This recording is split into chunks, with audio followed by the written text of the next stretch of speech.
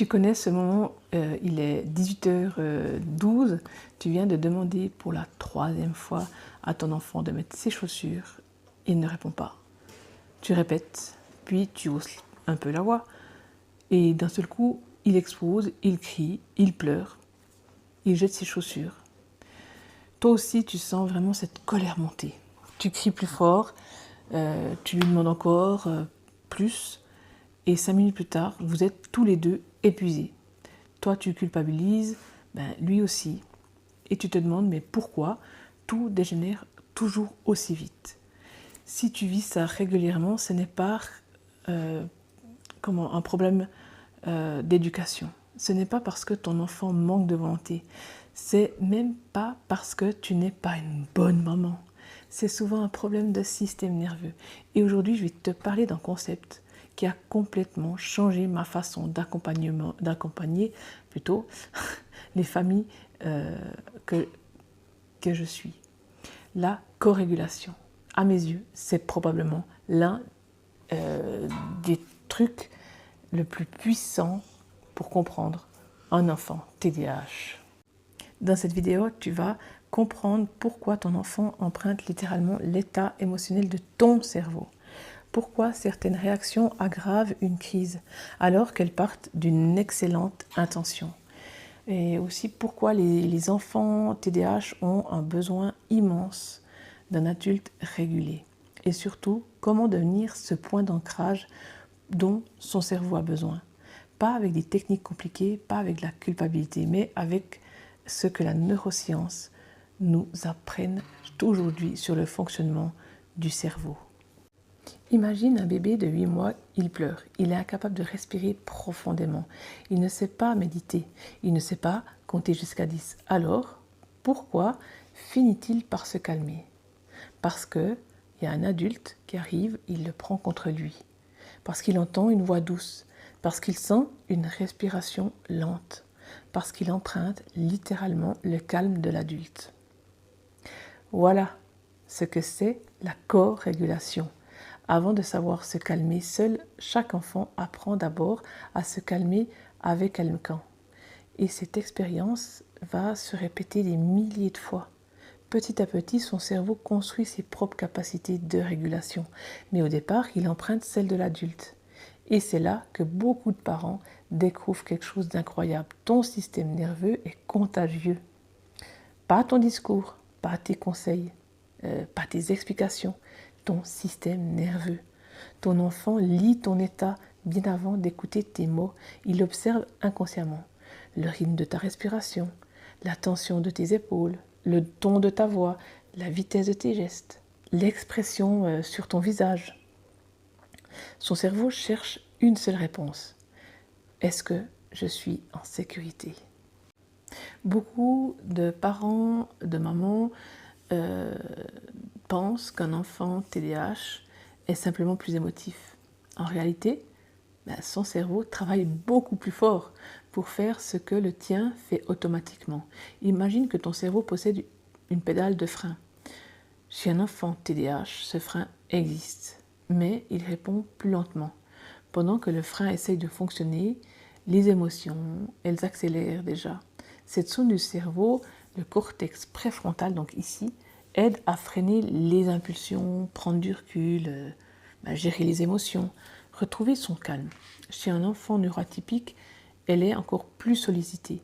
Donc, résultat, lorsqu'une émotion arrive, elle prend énormément de place. Et dans ces moments-là, ton enfant dépend encore davantage du système nerveux de l'adulte qui est à côté de lui. C'est aussi pour cela qu'il capte si vite ton stress. Si ton cerveau entre en mode alerte, le sien suit immédiatement. Et à l'inverse, lorsque ton système nerveux reste suffisamment stable, tu offres au sien un véritable point d'appui. Ce n'est pas de la magie. Ce n'est pas du développement personnel, c'est du fonctionnement neurologique. Et là, j'ai envie de te dire quelque chose d'important parce que tout ce que je viens de te dire pourrait devenir une pression supplémentaire. Tu pourrais penser, donc si mon enfant explose, c'est parce que je ne suis pas assez calme. Non, absolument pas. Tu fais déjà de ton mieux, mais regarde tout ce que tu portes. Les devoirs, les rendez-vous, les repas, les courses, la lessive, les nuits chaotiques, les appels à l'école, les remarques des proches, les crises, les inquiétudes pour l'avenir. Et malgré tout ça, on attend de toi que ton système nerveux reste parfaitement stable. Ce n'est pas réaliste. Alors la vraie question devient, qui prend soin de ton système nerveux? Qui te corrégule toi? Parce qu'on ne peut pas remplir le verre de son enfant lorsque l'autre est vide depuis de nombreuses années. Beaucoup de mamans vivent en mode survie en permanence. L'hypervigilance, fatigue chronique, charge mentale, burn-out silencieux. Mon travail n'est pas de te demander d'être parfaite. Mon travail, c'est de t'aider à retrouver suffisamment de sécurité à l'intérieur de toi pour que ton enfant puisse lui aussi s'appuyer sur ton système nerveux qui est régulé. Ne cherche pas à être parfaitement calme toute la journée, c'est impossible. Cherche simplement à être disponible dans 3 moments clés. La première, c'est l'arrivée après l'école. Les premières secondes comptent énormément. Ton enfant ne teste pas ton autorité, il vérifie inconsciemment, est-ce que je suis enfin en sécurité ici?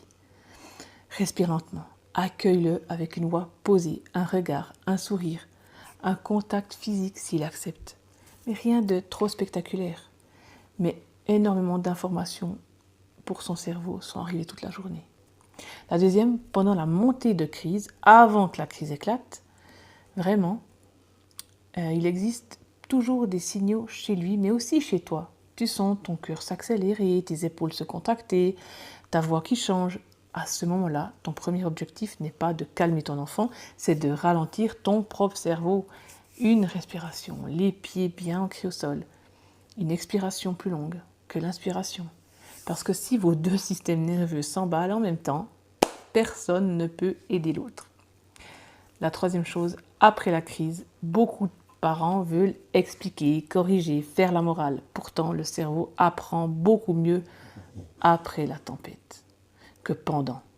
Donc, quand le calme revient, sois simplement présente. Pas de besoin de discours, pas besoin de convaincre. Ton calme parle déjà. Si tu devais tenir qu'une seule chose aujourd'hui, ce serait celle-ci. Ton enfant n'a pas seulement besoin de règles, il a besoin d'un système nerveux suffisamment stable pour lui montrer le chemin. Et peut-être que personne ne t'a jamais appris à prendre soin du tien. Alors comment aurais-tu pu lui transmettre? Tu n'es pas en retard. Tu commences simplement aujourd'hui et c'est déjà énorme. Si tu veux commencer dès maintenant, j'ai préparé un kit gratuit avec 7 outils très simples pour apaiser ton système nerveux au quotidien. Des exercices courts, concrets, que tu peux intégrer même quand tes journées sont déjà bien remplies. Tu trouveras le lien juste en dessous de cette vidéo. Et si tu sens que tu as besoin d'aller plus loin, d'être accompagné pour en sortir de ce mode survie, tu peux aussi réserver un appel découverte avec moi. On prendra le temps de voir où tu en es et ce qui pourrait vraiment, réellement t'aider. Si cette vidéo elle t'a parlé, pense à la partager à un parent qui aurait besoin. Et j'aimerais te poser une dernière question. Quand les choses deviennent difficiles, qui prend soin de ton système nerveux? Dis-le moi en commentaire et je lirai avec beaucoup d'attention.